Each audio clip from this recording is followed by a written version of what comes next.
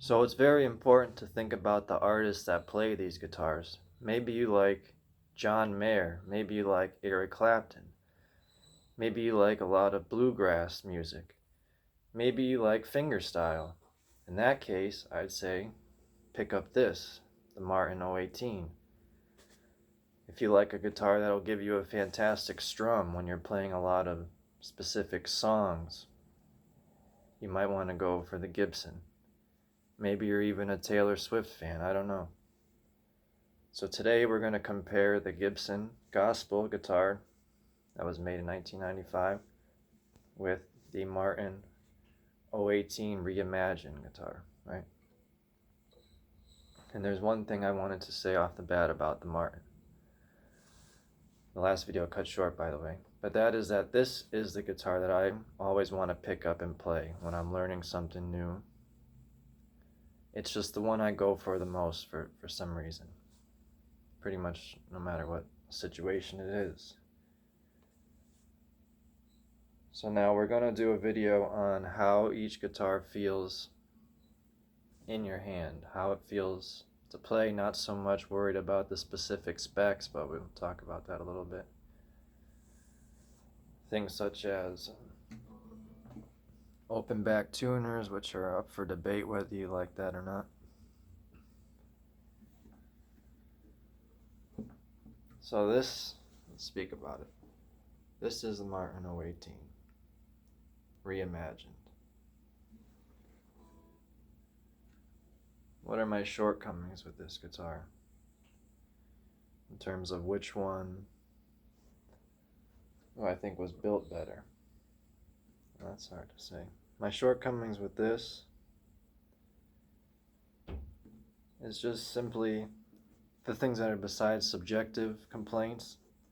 It's just this binding glue or whatever it is, and maybe I never mentioned this, but Martin actually has a history of having problems with their binding, switching to different glues, binding coming loose and being covered under warranty and stuff.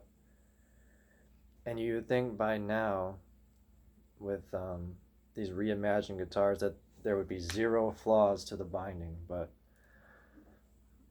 there's, like I said, you wouldn't be able to see. Well, maybe you can see it. See that grayish thing? That's like a line or a scrape or something, right? Where the binding is on the right side of the upper bout here in the back. So the first video I made on this subject, I was raving about quality. Now these are not, what you call handmade guitars of the past. So perhaps this is the kind of thing you're going to see. I don't know if I can just chase after perfection in that sense anymore, because you've got vintage guitars of the past that were handmade instruments. Not all, but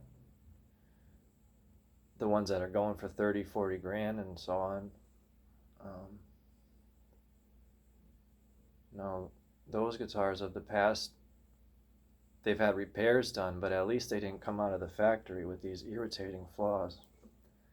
Stuff just happened to them over the years, right? So let's see how we're going to talk about this. See, these strings have been needed to be changed a long time ago. They're black, and they're not a great representation of this guitar. Now when we're comparing it to the Gibson Gospel, we're basically comparing this kind of Martin, right, smaller Martin, to, let me open up the case, to this. You could think of it as, you may be thinking of it as this basic Martin versus this basic, say, Gibson square shoulder dreadnought. Think of it as a hummingbird or something. So immediately, I like the feeling of this better.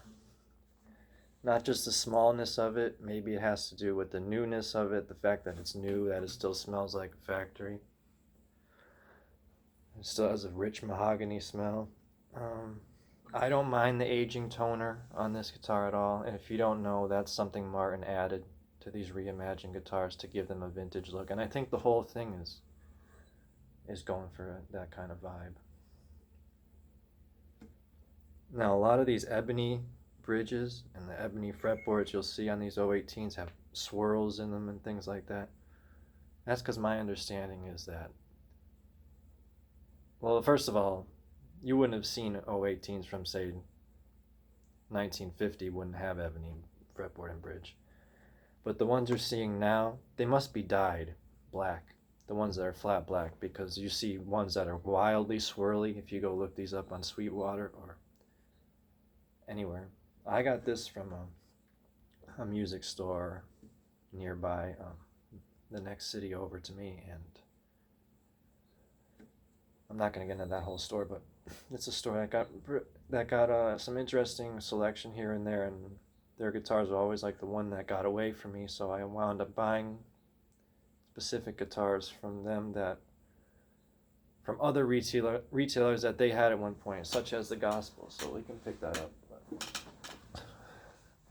Which one do I like the feel of better? Just holding it, especially to pick up and play.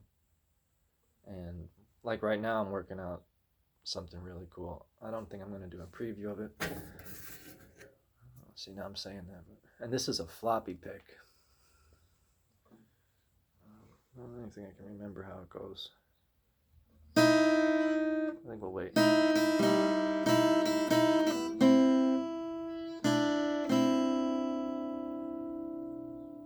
Yeah, actually, I don't remember.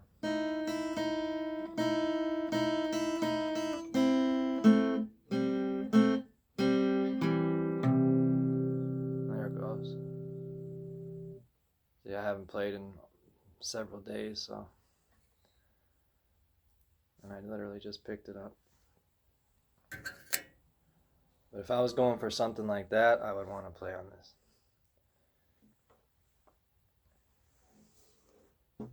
That's why I put out my polished videos. But yeah, in my hands, I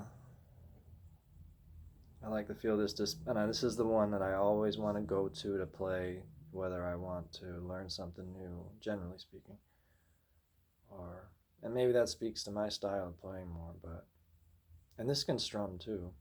But this has a richer tone, a darker tone, and is very muffled kind of sounding on the bass. So when you're strumming it, you're really not, let's get into the video, right? See the thicker strings, you really don't hear them. It's almost like you're just hearing the sound of the pick scraping across the strings.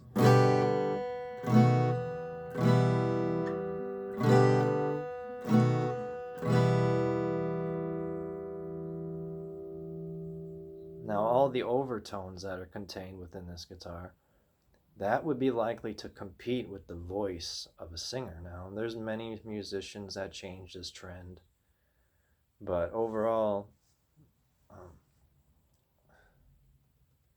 let's pick up the Gibson and I'll show you what I'm talking about. Which I haven't played the Gospel in,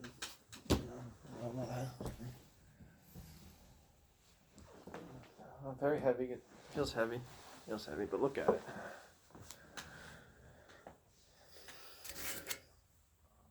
Let's see if I can play what I just did, and then I'll talk about this one. See, this pick is bent upwards too. Lousy for picking like that.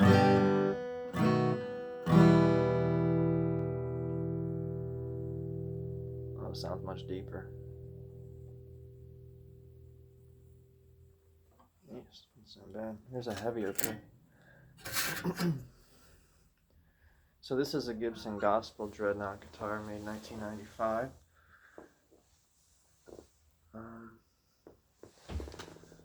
A guitar that, there's another one that went up on Reverb recently. I have a habit of when I buy a guitar, I start going on Reverb and looking up other ones that might be listed and things like that of the same one, just to see what pops up and compare.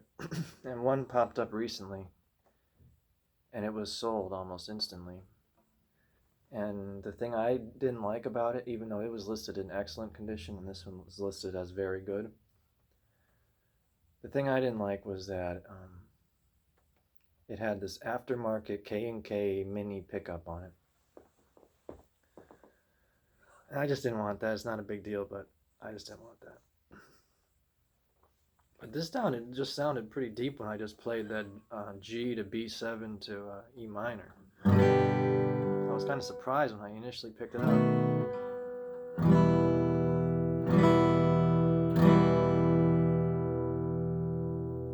that. No, it is a deep sounding guitar, make no mistake about it.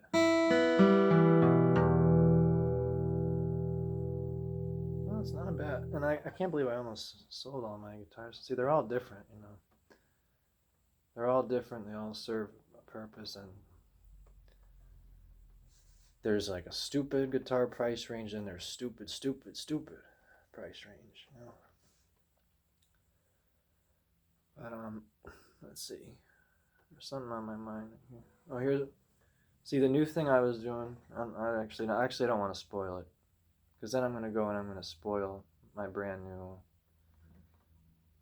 video.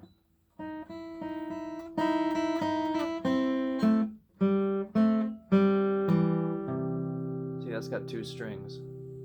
That doesn't work. It doesn't have the charm like it has on the Martin.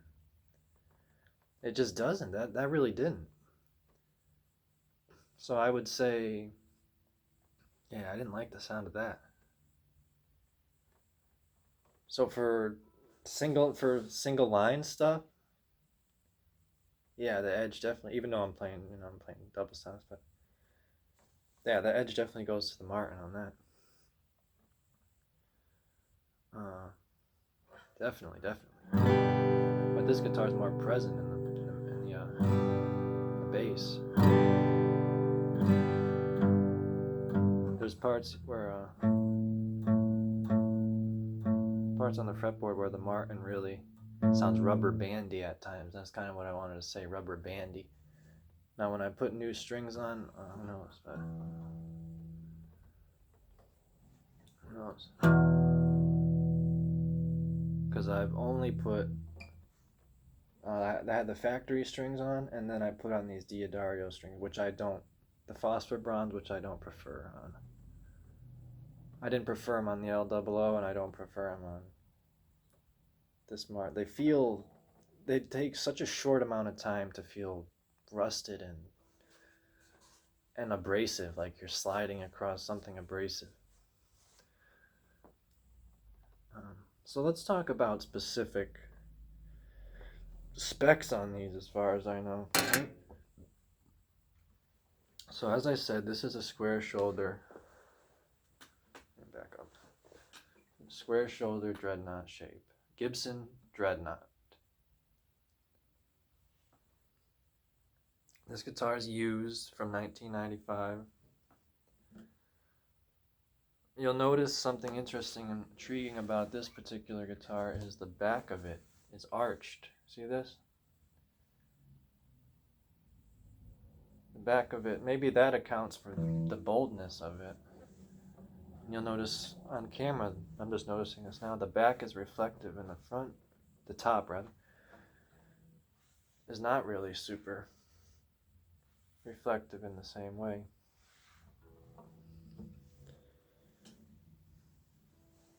This guitar has kind of a Taylor-esque shape to the pickguard, you'll notice. And this is because, from what I read, was that Gibson, maybe Taylor was dominating the church market around this time, and this was Gibson's response. I mean, you guys know that certain things happen in these the builders go after one another in that way. That was their response. Certainly better than advanced response. Speaking of advanced response, the neck on this, I wouldn't say it really fills my hand. It's kind of got like a C shape. The neck on this has like a C shape. It has kind of minimal wear on it, but it does have some marks on it. I can show you. Yeah, this guitar's got marks on the neck.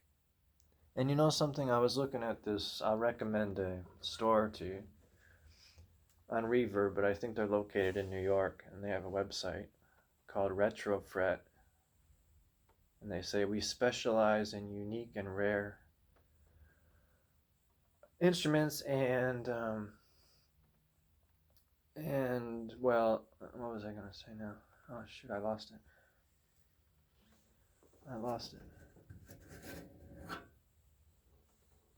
No, I lost where I was going with that.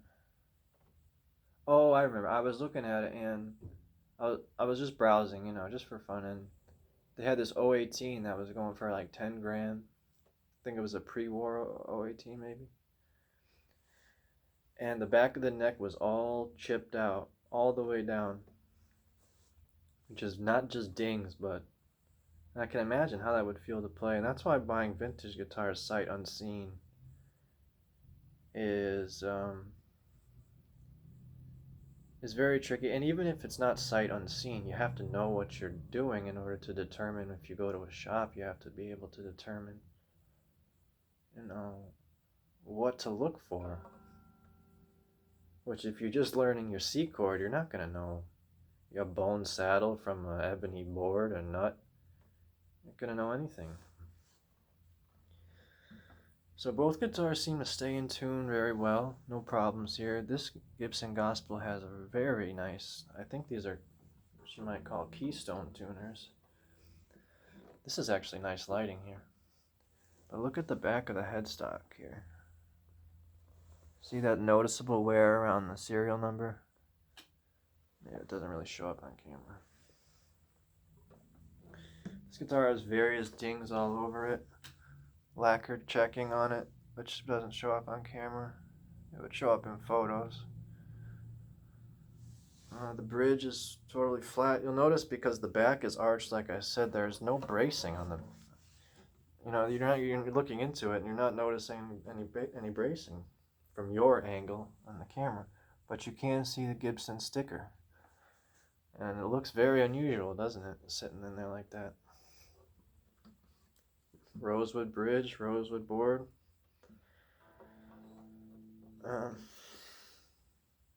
This guitar is so low key that it showed up on the Conan O'Brien show, and I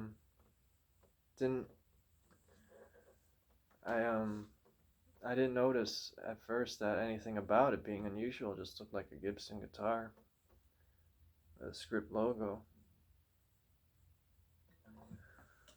There is one thing I know. Was it the nut that I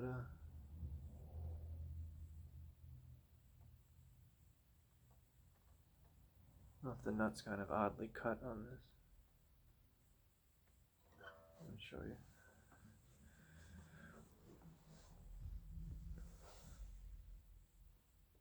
There you go. See what a guitar nerd I've become since 2017 when I started. It's a rabbit hole, and it's an expensive rabbit hole.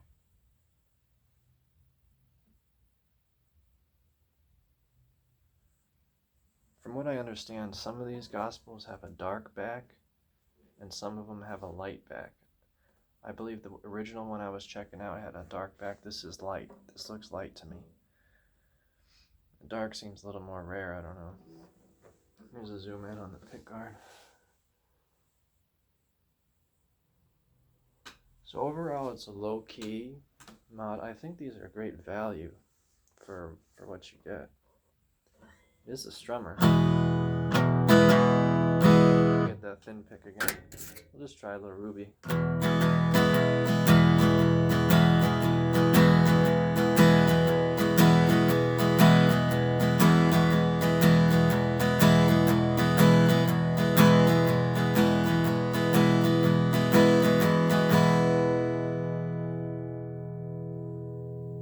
Let's try on the Martin. We're so far into this video, I don't care if I play sloppy or whatever, because you know what? I haven't been playing music. I've been playing Resident Evil 4.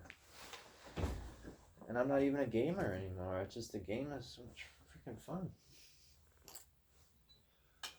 And the only time I ever played it was on the PS4, and watching a childhood friend play it on, I guess it must have been the GameCube back in the day. He was all into that, like, I hate Slipknot. He liked Slipknot and like Everything, painted his nails, everything about him was dark, so of course he liked Resident Evil 4. This is a very rich sounding guitar, like I said. You don't get that on this.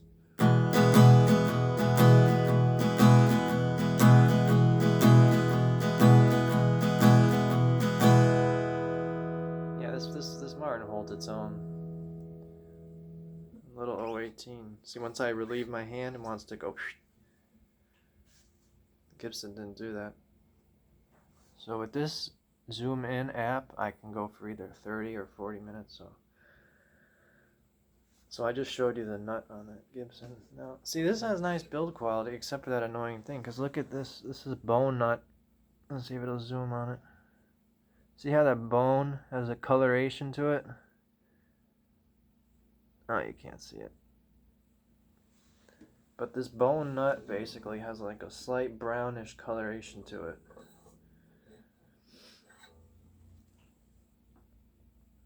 Ebony pins here. I think you call this like a belly bridge, I'm not quite sure. Simple black binding on the 018. I think that's a gold logo there.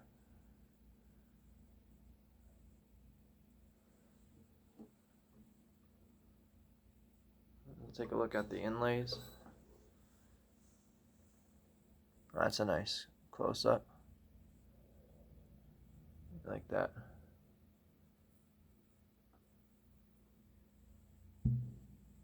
Scallops braid. I'm not going to get into that. I said I was going to get into the.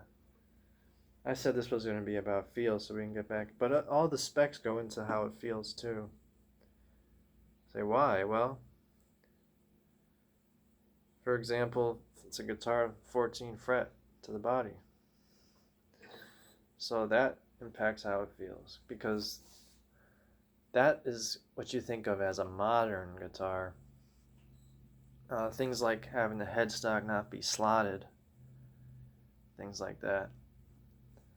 And then don't get me started on this modified low oval high performance taper mouthful, which isn't a bad neck. It's not a bad neck. It's completely playable. It's just a little odd. You know, well, maybe I'll show you. See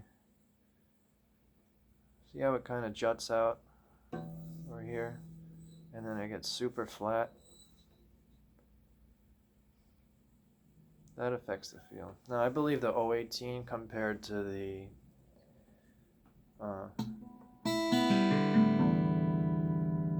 the 018 compared to the I gotta start standing up straight. Compared to, say, for example, the 00 or triple aught, if you say it that way. The difference, the 018 I believe has a deeper body.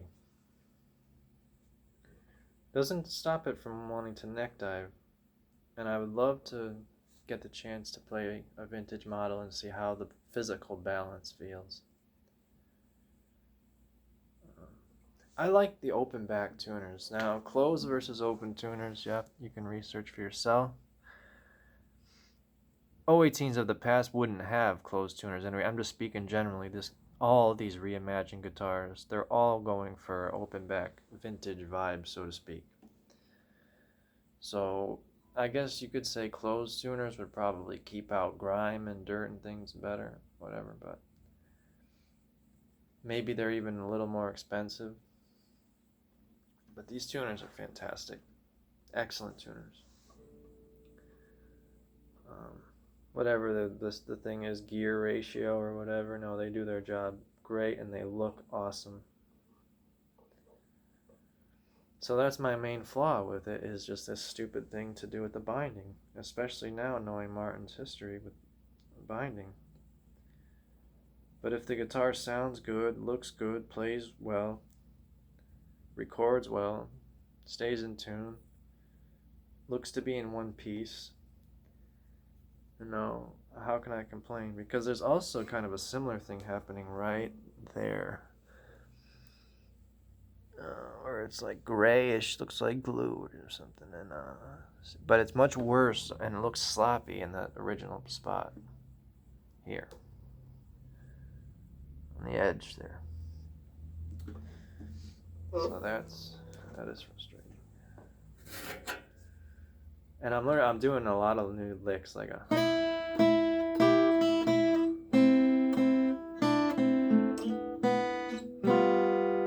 How do you like that? Let's try that on the gospel. I don't know, because now I'm spoiling my new video. This is all gonna go into the new video. But you know what I miss is YouTube filters. They don't let you add filters after to your videos unless it's on shorts or something. I don't know what kind of crap is that. In terms of which case is better, these guitars both have great cases. Really, really good. Very different. The Martin case is like a drab green interior, which looks a lot better in my opinion than those like Guardian cases with the shiny kind of green. The whole thing's very drab and classy looking and just sweet. Here's the pick guard, which actually you can see through the finish. Or you can see the finish through the pick guard, rather. So as you can see, the 018 holds its own over a big Gibson Dreadnought from 1995. No, but it also, like I said in the beginning, they serve their purposes. You know, this one has a big. See, the Martin case isn't perfectly flat. This is a big flat case with like a royal purple interior. You know, it's nice looking, but let's see real quick. It's a heavy guitar. I'm not a small guy, but like, with it, this is a heavy instrument. Heavy, big. They don't come much bigger than this. They come with more bling than this, but let's try that lick again.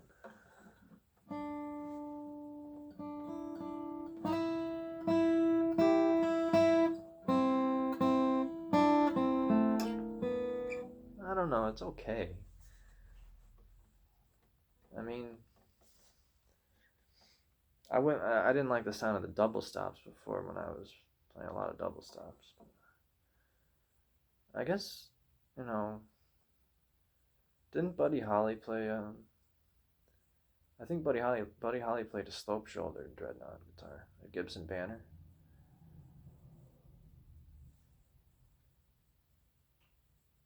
And see, you have to think, as I said in the beginning, are you a Taylor Swift fan? Because I'm not. Then if you are, maybe you'd want the Gibson. And no offense to anyone that is, but if you are, you probably wouldn't be watching this channel anyway.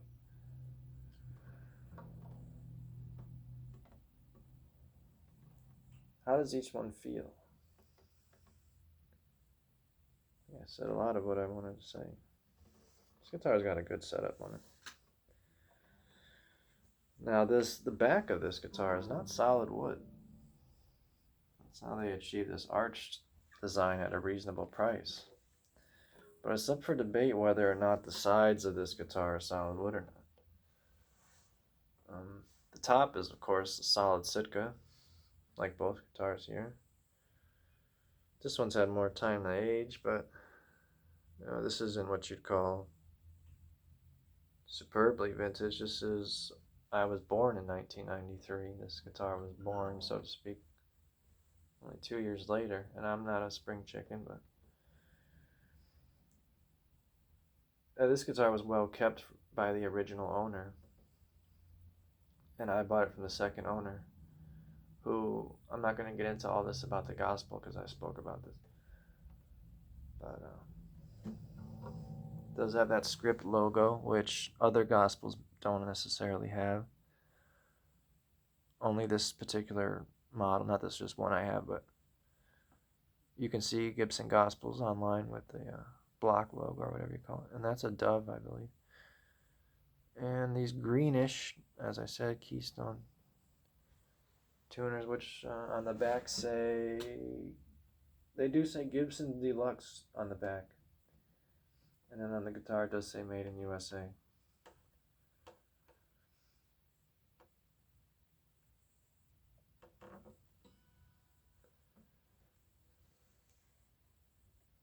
Not the Gibson Gospel I was looking at, the original store had a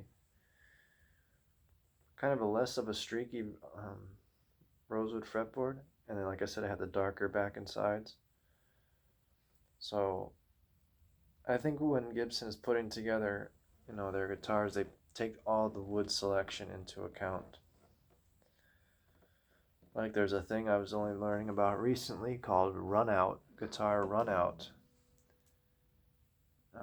I'm looking, there's some dings here on the binding. There's some good dings on this binding. So if you want to learn more about guitar runout, research this, because like I said, this guitar business is a deep rabbit hole. Here's the leads on this.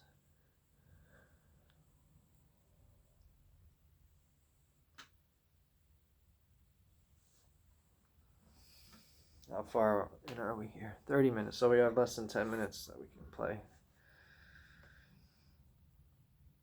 I'm just trying to think of like, how does it feel? How does it feel? Well, it feels fine. This guitar has basically a stringier kind of feel. It's more of a strummer, I would say. But I'm giving you tips for. You can think of it as General Gibson Dreadnought. Not talking about Jumbo. I'm not talking about Dreadnought. Versus this here Martin, which actually a lot of companies label that as parlor guitar. But 018 is just the smallest in the standard series. There's something out there called parlor guitar, and it's skinnier than this. So people throw around the word parlor guitar like they know a whole lot. You'll even see people call LOO parlor guitar. Some people probably even call triple O parlor guitar.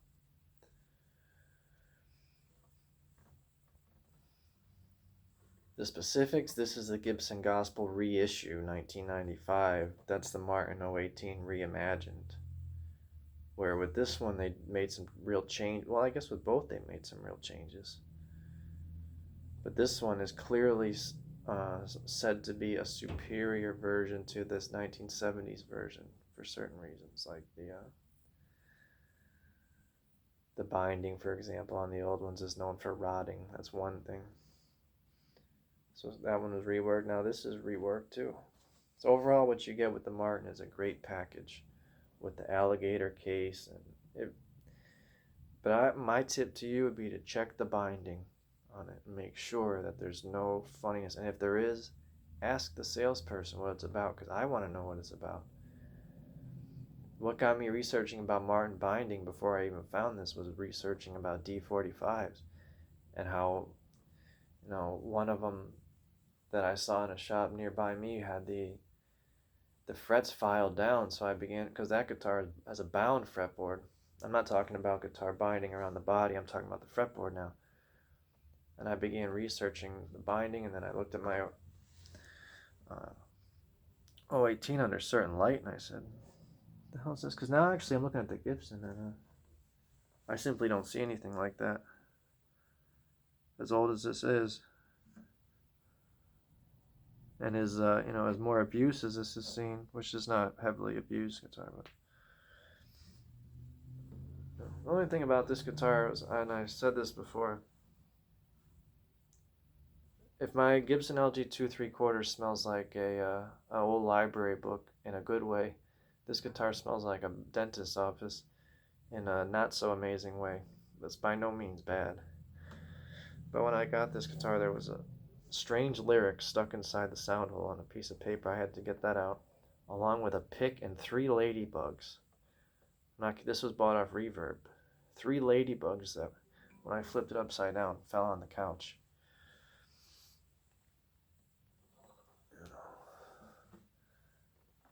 Oh, I was talking about fingerstyle, how one of them's better. We could probably end it with that. Let's see, this can do fingerstyle.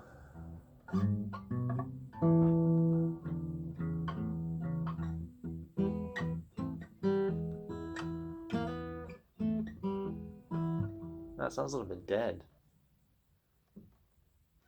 Yeah, I would say for fingerstyle, this is I don't know, this is a clear winner. And actually, there was a subscriber who said that too. You don't typically see the dreadnought as a. I mean, there's exceptions to every rule. It's one thing; it's hard to adjust from one to the other. The 018 is all about how you sit with it. You almost have to lean back. It's like a Fat Joe guitar.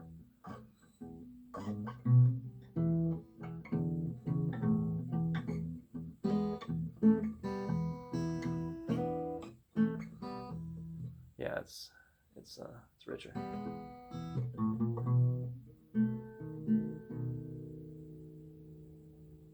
Because there's a certain thing you have to take into account when you're comparing guitars, like how do the notes kind of pop off the fretboard? The Martin almost has like an arch top kind of quality to it. It's. And as for price, the Gibson was cheap for its time, but that you can't really find that now. And this guitar was, now that they upped the price up $200, which I bought this just before they did. This is almost $3,000 for a reimagined.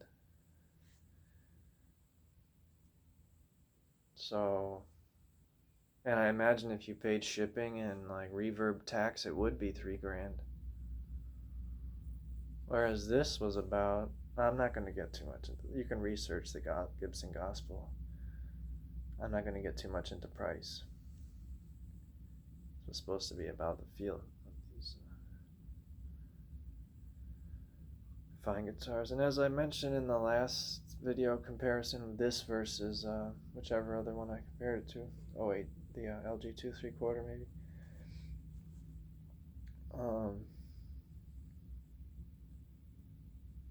The 018 of this reimagined series differs from 018s of the past. The 018 is a guitar that was removed from Martin's line for a period of time, then it was reintroduced.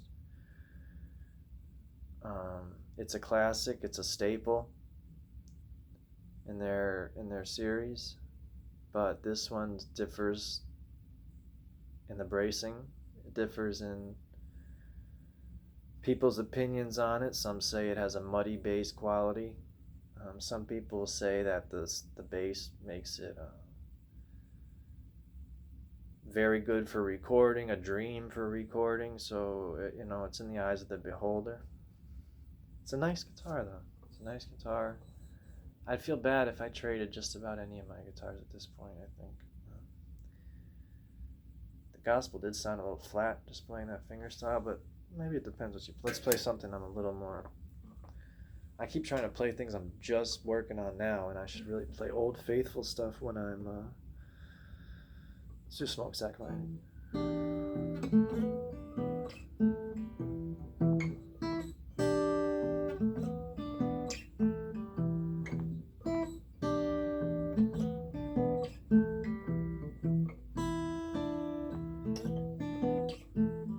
Alright, now let's real quick pick up the Gospels.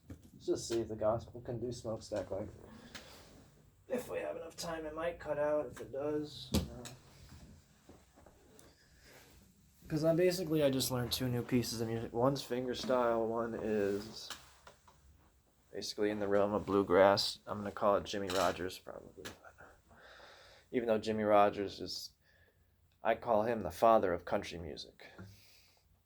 What I'm going to play has a lot of styles going into it. It's going to take me a little while, but anyways. Okay.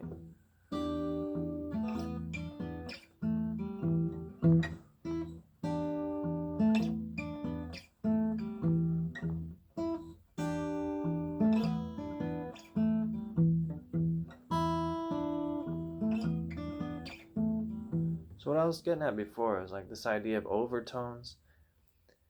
You don't want to be fighting as a singer, which, I don't know how many singers are watching this, but if you're a singer, you don't want to be fighting the guitar. You don't want to have, if I was playing the Martin, I'd be conscious of like a subconscious hum coming up from underneath the guitar, and that might be competing with the singer's voice. You can research overtones on your own. Guitar buying is not easy. As you can see, it did fingerstyle okay.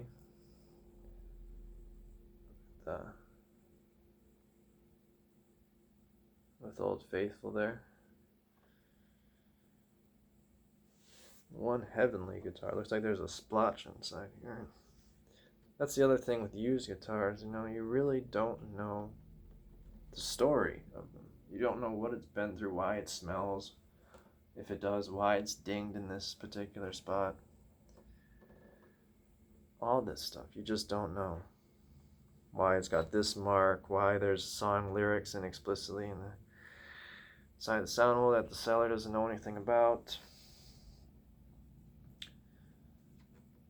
And some people like that. Some people like to buy a guitar that's pre-broken in, has tons of play wear here and there. But why do you think there's a market for guitars that are new but also look worn in? There's sonic things and then there's visual things, because think about this VTS treatment, thermally curing guitars and whatnot, making them sound old. Sometimes they even do this to the bracing. And all these guitars are typically a lot more expensive when they've had the VTS. This is like the above the custom and things like that. You'll typically see VTS, or sometimes they'll have Adirondack. So they're trying to Adirondack spruce as opposed to Sitka spruce. So they'll do that and they'll go through all these things. But how about guitars that are just designed to look old, like those Fender Rhodes series and all those, like designed to look aged? See, there's a fascination with these two different aspects: sounding old, actually being old, being new but looking and sounding old and having like a warranty. This is a very unusual time. Back in the day, guitars cost about $25, and now the same guitar costs $7 or $8 grand. A guitar that they bought back in the day, and I know there's inflation, of course, but just think about that. Guitar that costs $50, a week's pay for somebody, now costs a lot more than a week's pay. Now costs $7 grand on reverb. It was a significant investment back then, but now it's an astronomical investment to get one of these, especially if you're just a regular working person. The thing that makes it reasonable is that they just hold their value. The guitars, especially if it's rare, if you do have the money, it really does retain its value.